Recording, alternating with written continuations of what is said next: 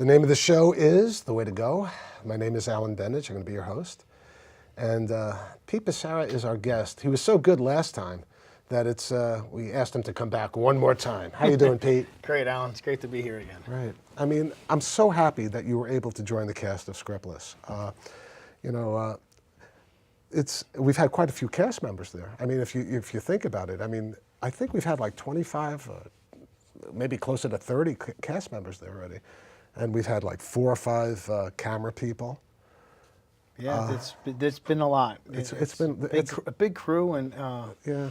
A lot of good people to work with. Right. Well, the crew actually has been pretty small, but we've had several interesting people working on it. One person who's been consistent in the crew has been Lou Simons, and he's really good. He's been a pleasure to work with and indispensable because, like as we discussed in the last episode, you're a person who's very disciplined and you're very focused. Right. Lou, I mean, I'm more like, okay, look, we're on the set. I came up with this idea last night, for a scene, or really like 2 or 3 days before things start crystallizing in my mind about what I want the episode to be about. But Lou requires, as the cinematographer, he requires a shot list. So that makes me really focus in on what shots we're going to do throughout the day, because usually we shoot an episode a day. Yes, yeah. There's a lot of pressure to get the work done in one day. Right, and I don't even really look. Well, not pressure, but you know what I mean. Yeah. You got to work. We got to be focused. Right. And the shot list definitely helps focus. Oh, absolutely. And then he also wants to know in the shot list who's in the scene, the general idea of what I'm trying to get across, and basically. I think the way, and you could chime in this, the way I do it is like I come up with a general thing of where we're starting, where I think we're going to end, and the general tone of what I'm looking for in the scene. But basically, the words, except for specific words, are left up to the actor to come up with. I mean, would you? I agree. What I think you've always done is you give the actors their freedom. Right. But you still keep them on a track to Right. so they don't get derailed or start drifting from the idea of what's going on, because you can get lost in improv. We've had that happen a couple of times. I just remember once where I was actually, I have to admit, maybe I shouldn't have, but I was losing it a little bit because it seemed like the scene I wanted the scene to have the male person in the scene be the person who was in charge of it, just that one scene. But the female person was trying to be in charge, and it just upset the chemistry of what I was trying to do. But finally, when everyone realized what happened, it became a great scene, because the male person was playing the manipulator, and that was the character, and the female wanted to be the manipulator, but unfortunately, she was not cast in that role. She wanted to be manipulated, but she got manipulated. Yeah, that's what the scene was supposed to be about. Right. But it had somehow turned around, and it upset, and not that I even like to be, I wanted the male in that situation to have the upper hand. There have been situations where the female had the upper hand.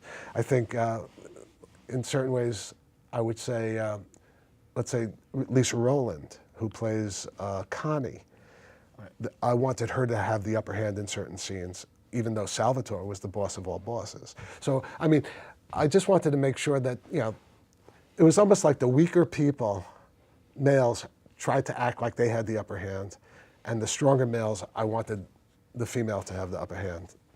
It was, I don't know why that, it was interesting. Well, I know what you're saying. Even the president has to, have the first lady. He has a wife, and that's your life partner, and what you would say to your crew, and when you're dealing with your life partner, is different. There's a different balance there. Absolutely. You live with her, and you're going to answer to her every day, and she's going to answer to you every day. So there's that's a certain chemistry. And then there's the guys that you work with. And, hey, I'm he has to maintain that posture of hardness. I'm the boss of all bosses. Hey, you better listen to what I got to say, or you're going to end up in taking a dirt nap. So, and your character is interesting because there's been a shift in your character. But you were always the number 2 character, and there's going to be a shift in your character.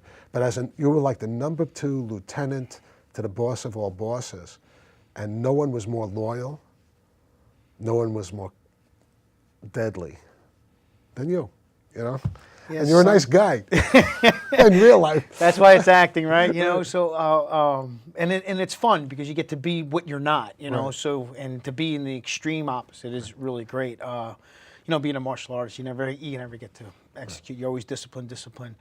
Right. Even Sonny is disciplined in Oh, some and ways. Sonny is your character. Yes, Right. yes, yeah. And he's disciplined, Right. but he has that darkness in him, and he has to answer to Salvatore. You know, that's his boss, but you know he wants to do what he wants to do. But you know? he wants to do it, but he keeps that because of his discipline. He never shows any disrespect to the boss. But what happens? Who knows? You know, if you ever get what would ever happen if you had the opportunity to be the boss? You know, and who knows if that might ever happen? But it's interesting. I mean, and that happens. You know, there's like succession. It's like in management, you always have to think about like. Even if you're like the executive director of a company, you know, you're not going to be the executive director or of forever. So Right. you have to make sure that there's people behind you that if you fall down, they could stand up. So And everybody handles leadership differently. Right. You know, what you get from one guy is you're not going to get from another. right, You and also everybody has their own strengths and weaknesses. What made Salvatore strong is not what makes Sonny strong. So it's an interesting, you know, it's what you bring to the table and who you are. Well, I think being Sonny as the number 2 or lieutenant to the mob, Yeah. he's enforcing for Salvatore. Right. It kind of takes a lot of pressures off of him in a way because, okay, when a big decision has to be made, it's going to fall to Salvatore. Right. Sonny's going to go out and execute what he needs to execute. If this guy needs to be taken care of or these collections need to be made. And by the way, nobody executes better than Sonny, because Sonny is the person who's the most loyal number 2 person. And that's how you play it flawlessly. No one is more loyal and plays that part better than you. I'm telling you. I mean, I'm so happy that you were cast, and you know that I cast you in that part. Yeah, that was all you. You followed James's lead. You said, "Hey, I think I got a guy that might work for you," but ultimately you have to make that decision. No, and, but the thing is, you do play. No, I mean the loyalty that you show, and we have a Weasel here and there too. You know, I mean, and the person who's playing the Weasel is not a Weasel in real life. It's amazing how it is funny. You know. well, you got to escape from yourself. You know, Salvatore and Sonny, they're like brothers. Right. You know, they're not brothers by birth, but I guess in what they're doing, they need to be tight. And it's funny, the guy who played the Weasel, and we won't get into that too much. Oh, we'll say it, Dennis, who played the Weasel. He wasn't supposed to be the Weasel. The Weasel decided, we had a call time at 9 o'clock. He came at 12. I told him, get the hell out of you're not coming there. And we made a decision prior to that someone who is the exact opposite of a Weasel was going to play the Weasel. And he played it pretty well, right? Another disciplined martial artist. There it is. I mean, it's unbelievable how many martial artists we have. And, you know, Randy is a boxer. The guy who plays Gino. Yes. I mean, he's boxed with everyone. I mean, Oh yeah, he's had over 100 and I think he was 113-29 if I remember There it talking to is. Randy about his I know. record. And he has a huge boxing history. And the funny thing is I have an amateur, you know, status with boxing. My sensei had made a comment about boxing and about kicking too much, so I went and took boxing for 2 years at Silk City Gym in Patterson. Wow. So Randy and I connect on the boxing that's talk cool. too. So you know, and I'm happy Randy's back on the show. I mean, I think part of you have to make decisions in casting. Sometimes, at least I do. I had to make decisions on casting, due to like the idea of getting the locations. And we had lost the bar that we had initially. Yeah. So, and he was tied to the bar. Even though he was, his character was tied to the family, he was also tied to the bar. And I guess in a way he kind of thought he wasn't going to be on the show, but as soon as we got the bar, Randy was back. And, Well, you need a bartender, right? So yeah, but it's also he's playing my best friend. Or at least that was initially and then, I mean, Salvatore was my best friend too, but Randy is, he's playing the character Gino, who's modeled, at least his name is modeled from one of my closest friends in Hollywood. I mean, my friend Gino. So it's like, and he was a bartender too, because I was a bartender over there. But we're talking so much about Scriptless. Maybe we should show a scene of you. Wouldn't that be cool? That'd be great. Okay, you're okay with that? Okay, roll. so we'll show you a minute of the acting of Pete Passaro. on Scriptless as Sonny. It's your time. Step up. You are the man. I'm gonna help you. It's your time. Yeah. Well, if that's the case, then we got a lot of things to re-examine in this organization. Salvatore had a big heart, and he loved a lot of people, but he also trusted some of the people that I don't feel so comfortable about trusting. There's a lot of guys in this organization that I might not necessarily would have trusted. But we know everybody. Yeah, We're gonna sort it. We're gonna filter it. Yeah, I understand that, but we need to put those loyalties to the test. That's great, but that's not what I have you here for. Really? Yeah, you work for Salvatore, and now you work for me. It's always been a bad Yeah. idea. Oh, guess what? Your hands aren't taking my hands off of you.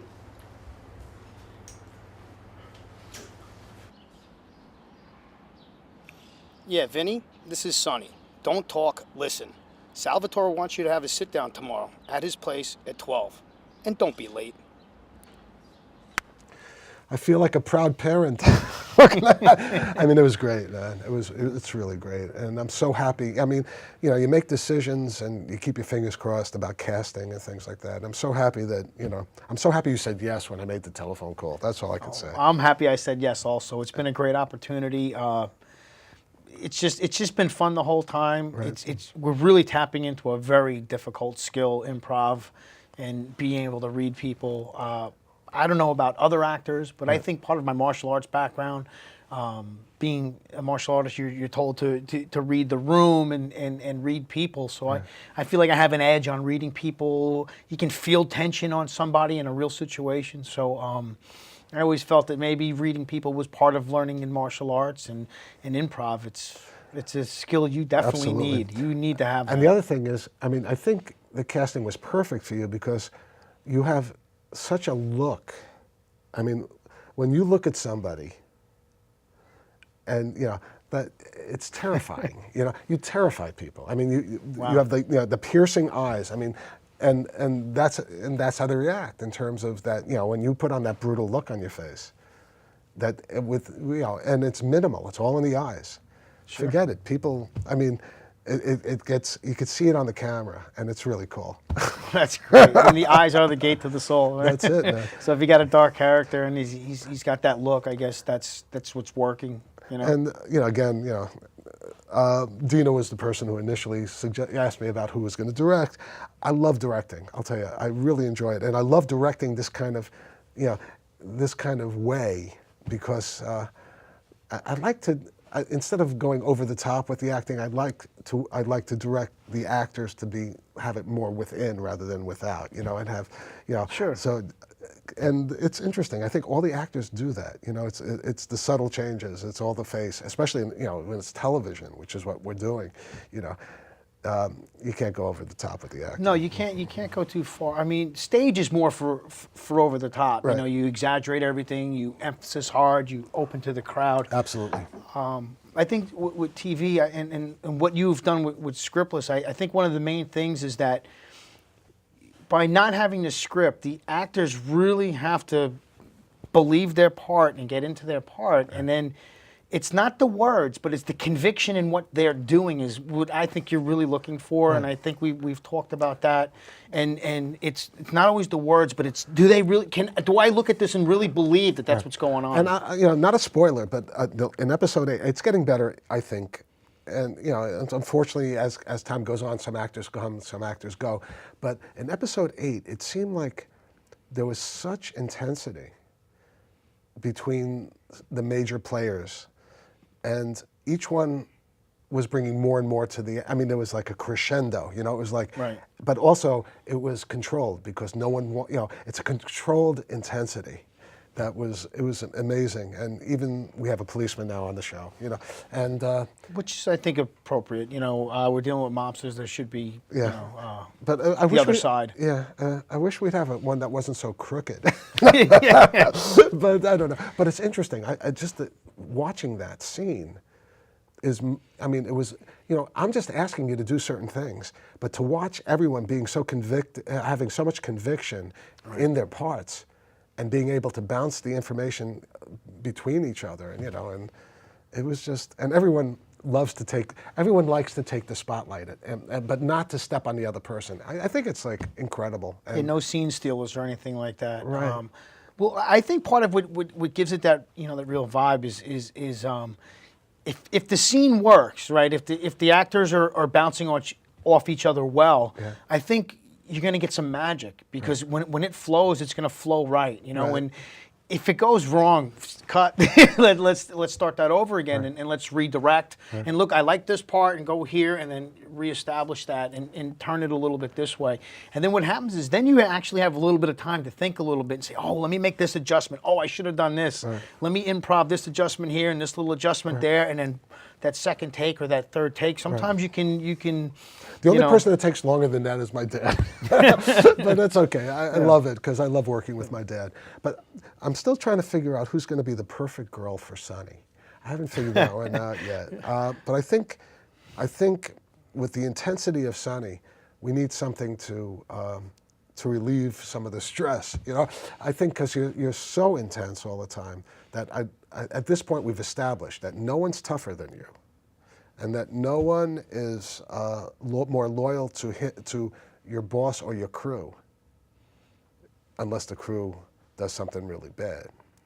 Well, and that's the other side. That's the flip side of that. But I think it's going to be necessary to have some sort of love interest on the show, because and I think we almost had it in one of the episodes, and you were sitting next to one like Sonny's. But she was a little too young. But Sonny's niece, not Sonny's, Salvatore's niece, right? And there was like a different chemistry I felt that was going on there. I never thought it was going in that direction at all. Me neither. It was more like a little sister type thing where he was taking like the big brother role, and I think that was like the first time you saw a little bit of a different side of Sonny. I think so, because Sonny never says too much. He doesn't. But the last person in the world you would have a relationship with would be a Salvatore's niece or something like that. I mean, that would have been... I think he would stay away from any family member. Let's not have any problems. Stay away from his sisters, cousins. That's more of Sam's character. Sam's character is going to go out with every girl on the show. But I think Sonny is a much more devoted person.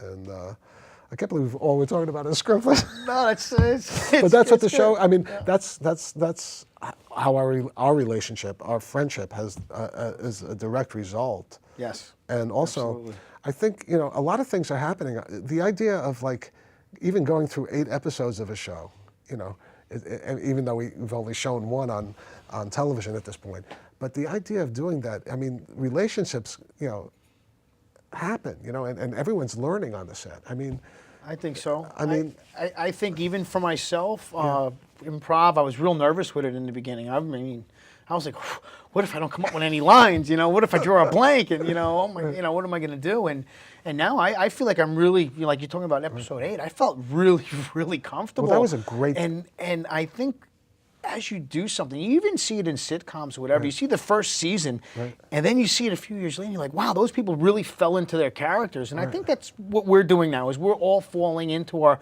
characters in our craft. It's getting easier to do it. Now we have to generate those episodes. I mean, I can't wait till they're fully edited, so we could just. I mean, I can't wait to see them. I'm looking forward to it. I can't wait to see what it, because you don't always see, when we're working, you're not watching other scenes sometimes, so you're not even seeing the whole thing. Right. So and how it's all going to twist and turn together. And it's fun, watching I mean, I'm not doing the editing, but I'm sitting next to the editor when we do it, and watching the scenes. I mean, it's just. It's something I never expected to do in my life. It's like a totally different place to be. I mean, as an actor, you to a certain extent, I know you want everybody else to do it, but you're really focused a lot of times on your own performance. Yes. And you want to do the best performance possible. But as a director, you want to make sure all the pieces fit together and tell the story that you're trying to, and writer or whatever, storyteller that I am, whatever I am. Yeah, well, directing takes a lot of energy. Right. And then directing myself is interesting too, but that's a separate thing. I think I can't really direct myself. I usually what happens is I rely on Lewis, the cinematographer, and others. And I know if it feels good, I have a sense that it's going to look good. Right. And as an actor, you know that too. I mean, if you feel the scene's flowing, even on a show like this, if the show goes like this, it's like that you know that it's It went flowing. fast. It went fast. It went good. Right. And a lot of times, even when in other shows, and I have a couple of movies coming out now, which is weird. I just found out one movie that I did a couple of years ago is going to be coming out. It might be, they're presenting it. Who knows if it's going to go there? But it's going to, trying to get to Tribeca. But the director is an unbelievable director, and she was a graduate from Tisch and all this other stuff, and we'll see what happens. But it's. As I forgot where I was going in that direction, but I just, as an actor, I love being an actor, but I really love being a director. I'm telling you. I mean, and it's two different things, totally two different things. Yeah, doing the stunt choreography and the fight choreography and doing all that, working as a second unit director. I know what you mean. I've had to direct the action and the fight sequences and stuff. And it's different because now I'm worrying about positioning, this guy, that guy. You're worried about a lot of things, and there's a lot going on. But when it unfolds, it's like kind of like an art masterpiece that you're unfolding. And no question. And you're like, okay, look, I've been thinking about this, and now to execute it. You have a vision in your head, and then you got to put it out there. And then you're relying on the variables of sound and light and all those kind of things. And thank God Dina told us to put lights on the cameras. That was something that was very important because, it's giving a whole new dimension to it. Because a lot of times we didn't have lights, so so we'd have the sound and light is sound huge. And thanks to you, the sound's a lot better because you actually do come up with the. And even with your bad shoulder, this one. You just threw one on. But it's still exciting to me, And after episode 8, it re-excited me, because, after certain things that happened around episode 7, I was beginning to even wonder, if we could continue. And then I realized we can, and now we can even continue in a greater way. And I think that we're going to wind up getting into characters in more depth and relationships. I think you expanded the whole idea of it, of where it was going. It's become more. It definitely has become more complex, right? And that's good. There's more to it than just. And I'll tell you, one side of it.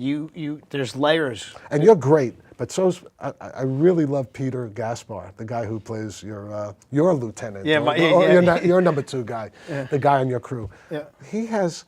I mean, it's sometimes, I have to work on making sure that he speaks up a little bit, but he has an intensity, and he has a look.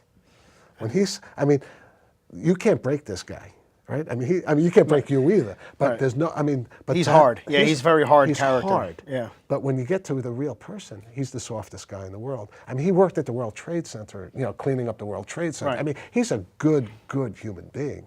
But when the character he plays is someone who's loyal, but not, he's loyal, and he'll never crack. He'll never crack. There's no way. He's not going to break.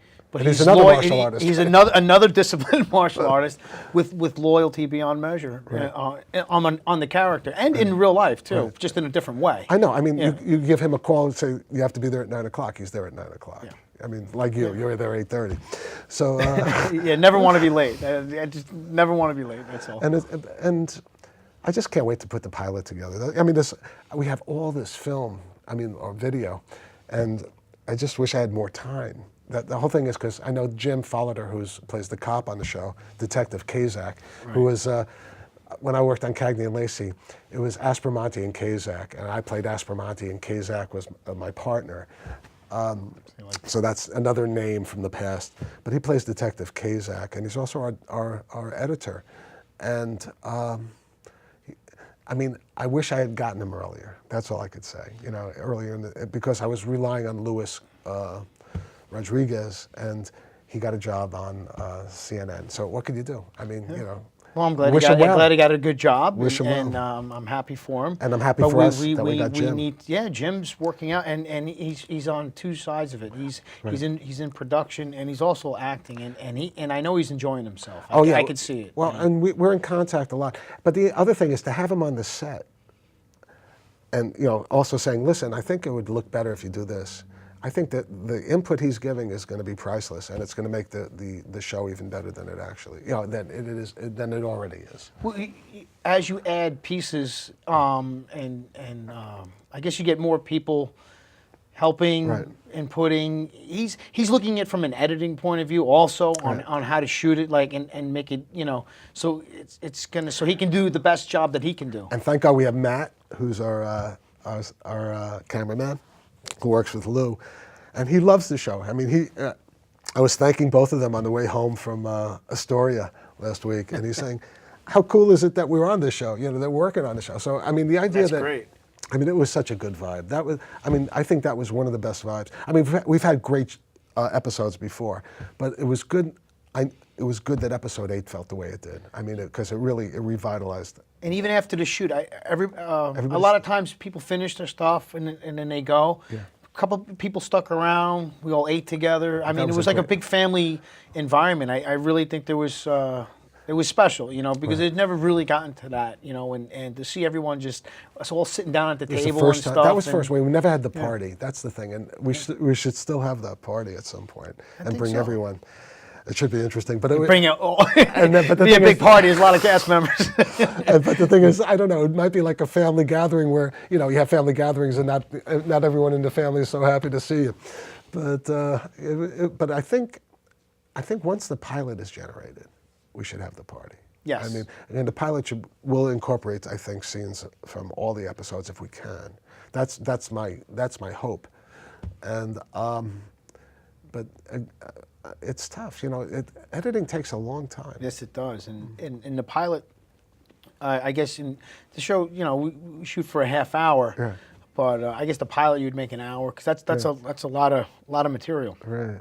You got 8 episodes. There's a lot of ground to cover. And it's going to be, it's almost a year that we started this, I think, in February or March. Wow, you are closing in on a year. And the interesting thing is also to look at just looking at the characters, how they looked a year ago versus now. I mean, there's it's all interesting, and we do it all without makeup for the most part. I mean, I don't put makeup on, but I remember when I worked on Cagney and Lacey. Makeup and hair was always happening, even for the guys. Well, they'd keep the powder for the shine. Oh yeah, stuff they do like that. But also just around the eyes to or highlight even the eyes. these kind of things, But we don't.